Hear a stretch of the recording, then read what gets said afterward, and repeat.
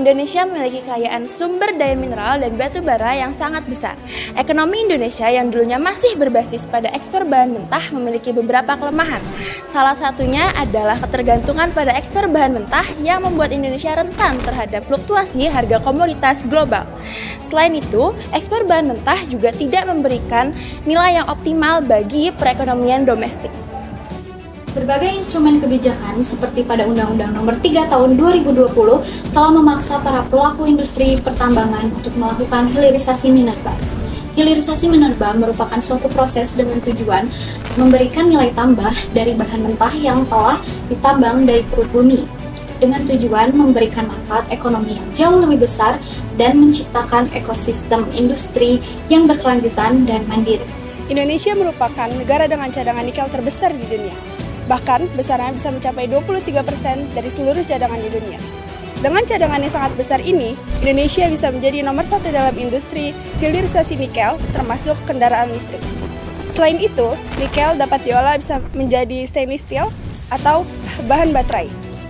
Pemerintah Indonesia melalui Badan Usaha Milik Negara mendukung kelanjutan program hilirisasi emas di dalam negeri dengan kerjasama antara PT Freeport Indonesia dan PT Aneka Tambang Tbk.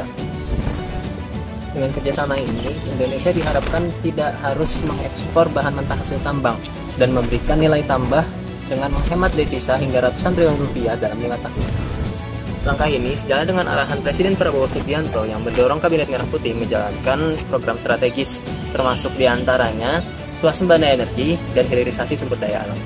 Menyadari manfaat besar dari peningkatan nilai tambah tersebut, beberapa kebijakan baru mulai ditetapkan untuk mendorong hilirisasi. Pemerintah memberikan insentif fiskal dan non-fiskal berupa keringanan pajak dan perizinan yang lebih mudah bagi perusahaan yang berinvestasi dalam hilirisasi.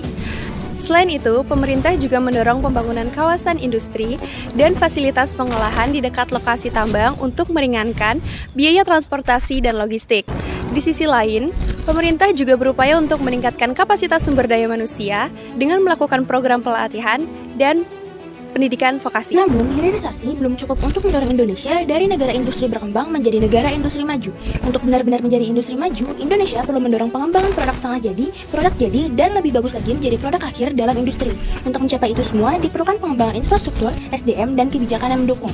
Evaluasi kebijakan juga dinilai penting agar hilirisasi tidak hanya menguntungkan industri asing, tapi juga mendorong transfer teknologi dan kemandirian industri nasional.